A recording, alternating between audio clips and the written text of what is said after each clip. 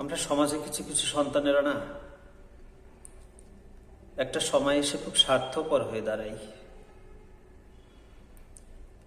এই পৃথিবীতে এমনও শুনেছি একজন মায়ের পেটে একই সাথে 7 জন সন্তানের জন্য জায়গা হয়। আমাদের একজন দিনমজুর অথবা একজন কৃষক বাবা, তার সেই ছোট্ট কুড়ে ঘরে আমরা অনেকগুলো ভাই বোন একই সাথে বসবাস করি। আমাদের খাবার, পোশাক পরিচ্ছদ, চিকিৎসা, লেখাপড়া কোনো কিছুতে কমতি থাকে না।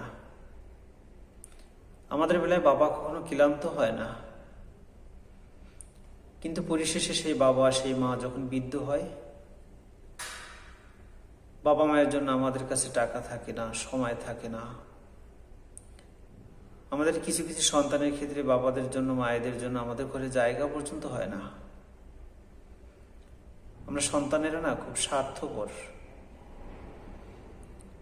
ভালো থাকুক পৃথিবীর সকল বাবা মা।